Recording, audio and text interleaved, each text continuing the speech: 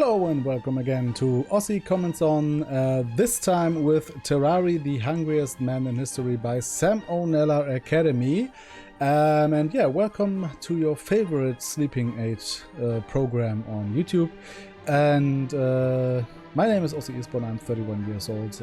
I'm a former history student without degree, a former video game journalist. I was born in East Germany and raised and now living in Hamburg, Germany, and this is Knowledge Enthusiast, a channel that revolves around learning together and maybe even keeping that learned knowledge later on for later videos, which in the past proved pretty difficult because I get mixed up things still. Which then leads to the info text box, where you find clarifications and of course corrections and of course additional information I want you to know about the things I talk about or the video talks about. So without further ado, let's see what the Hungriest Man in History has in store for us. I do know the video because Sam O'Nella is one of my favorite YouTube channels, but hey, go there. Leave them a subscribe, leave them a like, tell them you want them to make new videos, and then maybe they will do so eventually. Let's start.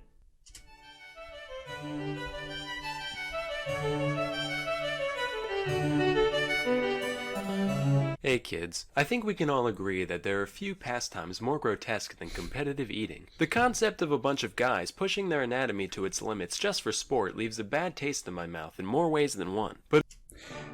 But I know this is a thing in the US, and I know that some of the best in this sport are Asians, but I have never seen such thing here in Germany. I don't say it doesn't exist here, but I haven't seen something like that, and it's by far not as popular as maybe in the US. And yeah, it is grotesque. I always hated it for various reasons, but mostly because it's more or less a waste of food. Pushing their anatomy to its limits just for sport leaves a bad taste in my mouth in more ways than one. But imagine if these men didn't adopt this habit just for fun. Imagine if some gross biological error forced them to eat like this for their entire life. Introducing Tarrare. Tarrare was born in France around 1772 to a poor farming family. It's said that his appetite was so voracious that, by his teens, Tarrare could eat an entire quarter of a cow carcass in a single day. You'd think he'd be like mega obese, but no, he only weighed 100 pounds by age 17. So that's around 50 kilograms. That's pretty slim. So I always wondered why. This must mean that he doesn't really digest what he eats, or so yeah, where was I? Cats were doing funny stuff here. So yeah, his entire circulation system must have been like just non-existent or working too strong, which I know when you have some kind of diseases or sicknesses in your well, anatomy is not a part I am very good at in English. You know, in your throat here, in German we say Schilddrüsen. Let me just say it in English. Thyroid gland. When the thyroid glands have some kind of deficiency, or when something is wrong with them, then that can lead to you burning too much energy or burning too little energy. So you maybe get fat without even eating, or you stay slim even though you eat a lot, which must factor in here as well for Tarrare. So yeah, that's all I have to say at this point. There's one other thing. This is right before the not right before, but you know, in 1789 the French Revolution starts, which has one of its main reasons in the food being not existent for poor people. So I can't even imagine how Tarrare would sustain this level of food intake he needs. And he was, by the way, not the only one. There was another French guy in around that time who was also famous for being able to eat a lot without getting full and without getting fat. But I think Tarrare's story is the more interesting one, but we will learn why now.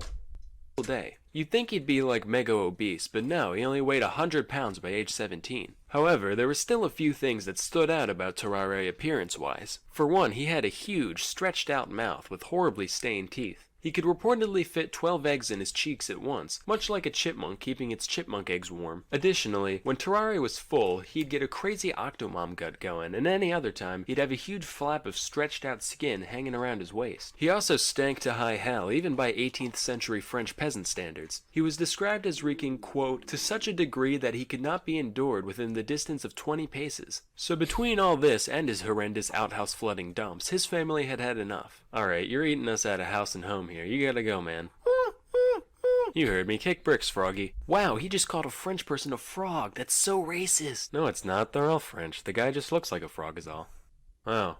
Well, too late. I'm already offended. That's fair. Dislike. Yeah. That's huge parts of YouTube for you in a nutshell. But yeah, he's ugly. He stinks like hell. I would love to see a picture, because that's obviously how he is reported, because there was no video cameras at that time. I would bet he would be a YouTube sensation, at least for a short while, by the amounts of food he has to eat. And by the age of 17, which would then be in exactly 1789, so when the French Revolution started, when he has to leave his home, which is a very unpleasant time to leave a farm where you at least have some food, but also, yeah, they have nothing to sell then, of course, and this is also not great. Guy just looks like a frog is all. Oh. Well, too late. I'm already offended. That's fair. Dislike. After leaving home, Tarrare was forced to beg and steal just to satisfy his gargantuan appetite. Inevitably, people began to take notice of him, and eventually he landed a job as a street performer in Paris. People would hand Tarrare entire baskets of apples, eggs, and even wine corks, and watch in delight as he horked them down with... But this is in the middle of the French Revolution. They have no food. Where do they take this food from? To just give it to a random person who can eat lots of it. I mean, this is the early revolution. This is terror times. Wouldn't he be number one on the target list for any poor peasant, especially in Paris? I don't understand why this is even possible for him, and why people are actually supporting him in this stunt. Entire baskets of apples, eggs, and even wine corks, and watch in delight as he horked them down without the slightest hesitation. Normally this went off without a hitch, except for one time when he suffered a severe intestinal blockage. Fortunately, the crowd was kind enough to carry him to the hospital, where he was treated with the strongest laxatives the 18th century had to offer. I would draw what happened next, but it would probably get my channel deleted, so let's just picture it for a few moments. Oh no. Diarrhea. Moving on. Cut to the year 1792. This marks the beginning of the War of the First Coalition. Ever heard of it? Me neither. Who was in it? Fucking ever. I heard of it. So, during the French Revolution, the other kingdoms, empires, and monarchies in Europe were not that keen on the People's Revolution decapitating their king. So they formed a coalition, namely the Holy Roman Empire, with the Habsburg monarchy meaning that Austria was involved, but that's all was the Holy Roman Empire at that point. And Prussia, at least the parts outside of the Holy Roman Empire, especially, I mean, in Austria there are also parts outside. So, yeah, Great Britain, Army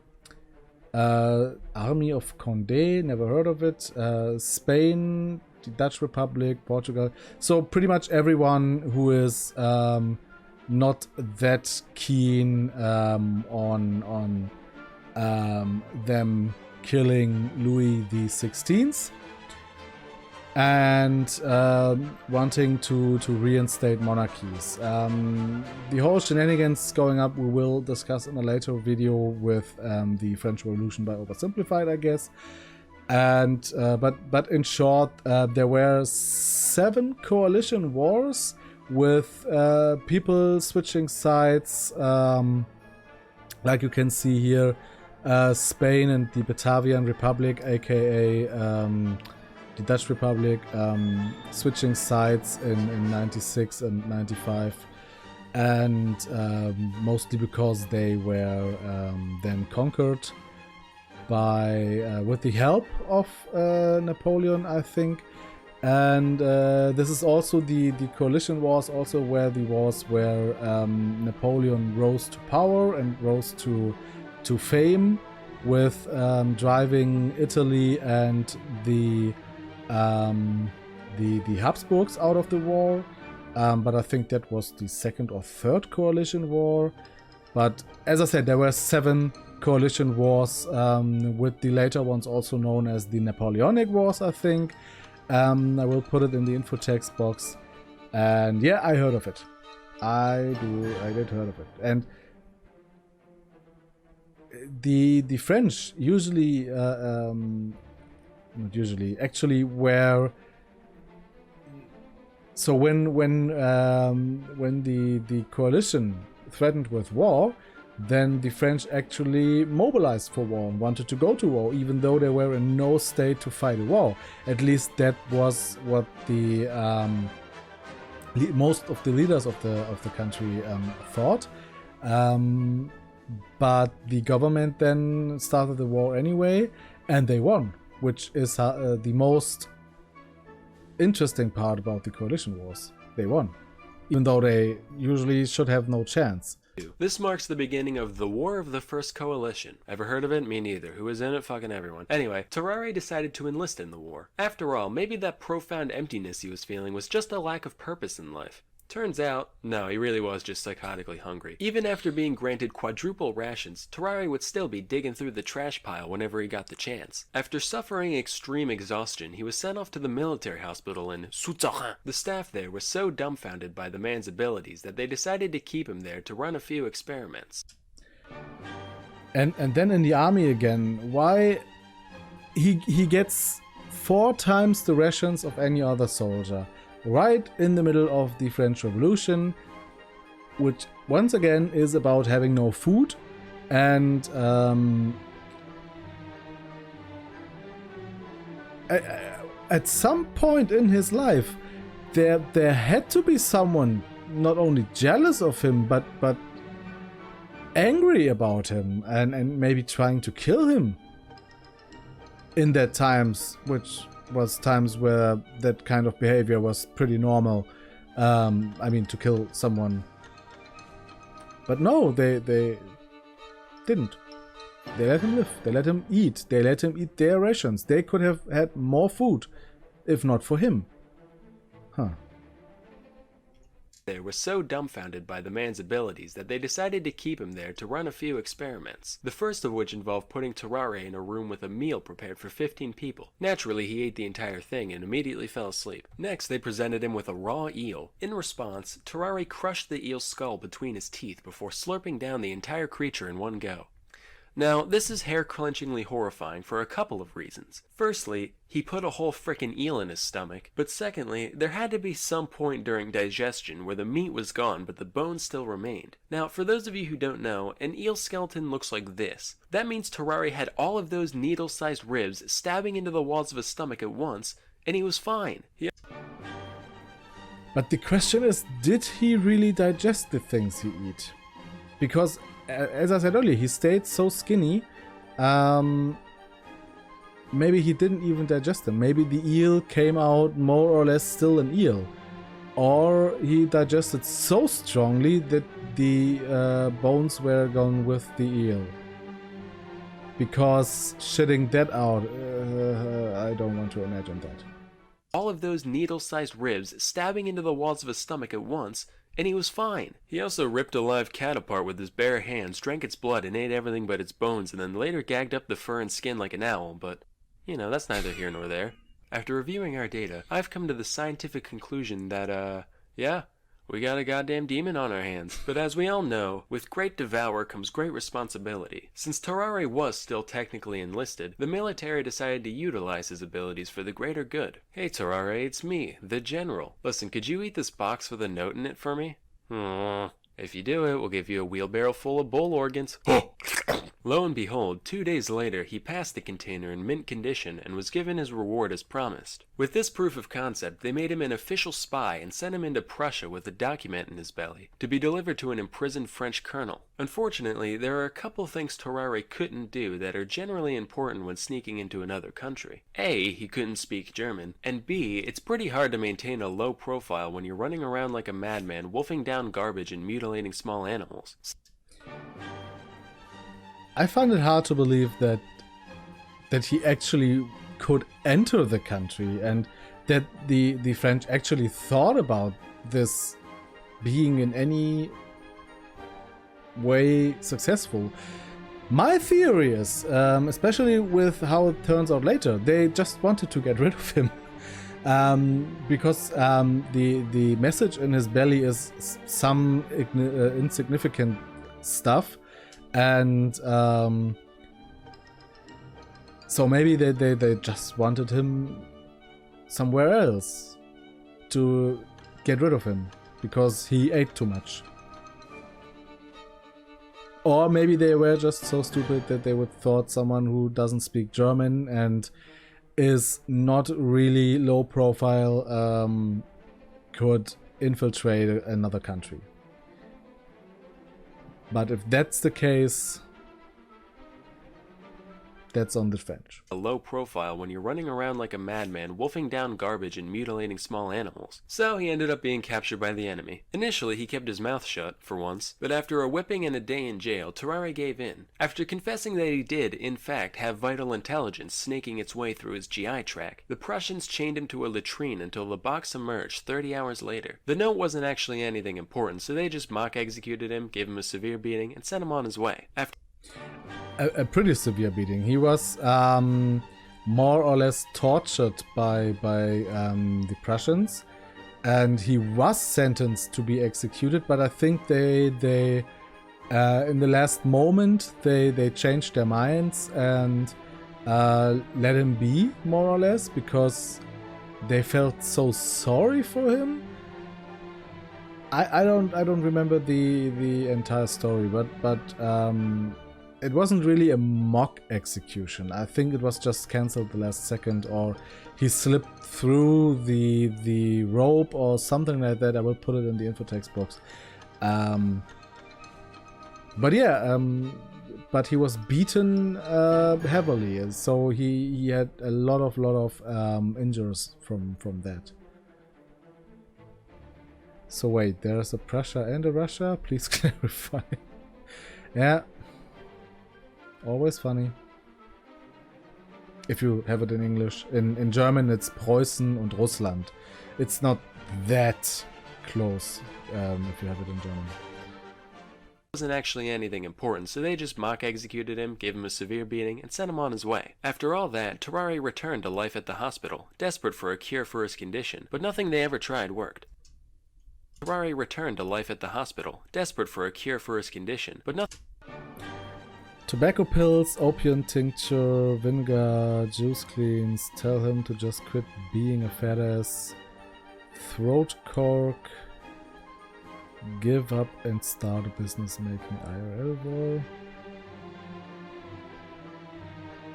Throat cork? Did they really put a cork in his throat and thought that would work? I mean, maybe for a bit, and until he just swallows the cork, like he swallows everything else. Way. After all that, Tarrare returned to life at the hospital, desperate for a cure for his condition, but nothing they ever tried worked. Meanwhile, the man's endless hunger continued to get him into all sorts of trouble. He'd often sneak out of the hospital to eat the scraps behind the local butcher and fight stray dogs in the alley for their precious garbage. He'd also seek out patients undergoing bloodletting in order to take all their life juice for himself. On several occasions, he was even caught attempting to eat bodies in the mortuary. By this point in my research, I was so desensitized to this guy that I didn't even bat an eye when I first read that. I was just like, alright, guess he must have been hungry. Anyway, the hospital... I mean, there has to be more at play than just being hungry. You have to be so psychotically hungry that you are willing not only to eat garbage, but to eat another human person. Even though a dead person, but as we now will find out, he even ate babies. What's going on in his mind? And why couldn't anyone stop this? I mean, even by maybe executing him for good? I don't want to be the one who suggests executing someone, but at that point when he starts to eat babies, he is a danger for everyone, especially babies and dead people. And we still speak of times in the 18th century, so it's not like it was so uncommon. I mean, the guillotine was just invented. I didn't even bat an eye when I first read that. I was just like, alright, guess he must have been hungry. Anyway, the hospital staff begrudgingly tolerated Tarrare's buffoonery, until one day when he went too far. Well, Tarrare, you've only had 3 mess hall raids, 4 miscellaneous trash-related mishaps, and 1 cadaver defiling, so I'd say, so far, this week's been pretty good. Doctor, we should probably inform you that a 14-month-old child has gone missing from their room. Tarrare, look at me. Did you eat a fucking baby? Tarrare was promptly kicked out of the hospital and spent 4 years out and about doing, whatever horrific shit you can imagine. When he came back, he was suffering from advanced tuberculosis and died shortly after arrival. During his autopsy, the surgeons found that, when they looked into his mouth, they could see all the way down his throat and into his stomach cavity. As you can imagine, his whole abdominal region was profoundly deformed. Basically, if this is a normal human, this is what they found inside Tarrare. Just like the man's mind, we can see that around 90% is devoted towards food and 10% towards everything else. So, moral of the story here is that, no, you know what, not even I can find anything resembling a moral here. Not all stories have a point to them. Sometimes they're just sad and disgusting from beginning to end.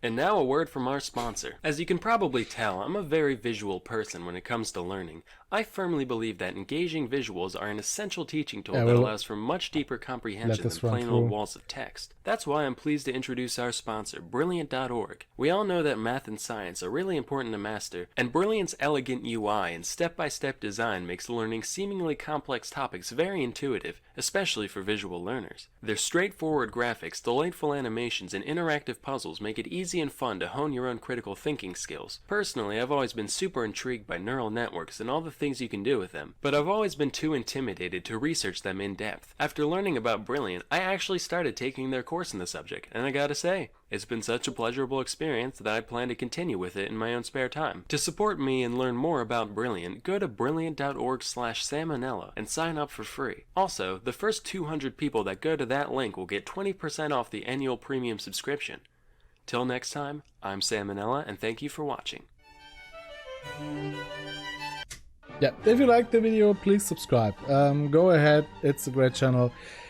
We didn't learn that much here. It wasn't really a historical video or something like that, or anything knowledge, but I like to watch Salmonella once in a while to just calm down, have a fun entertainment for a few minutes.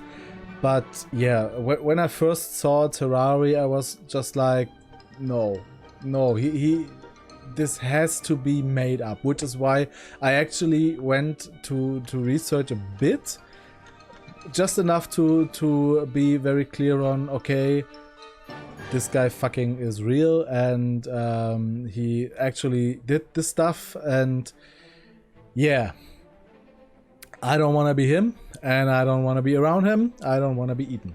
And yeah, that was Tarrare.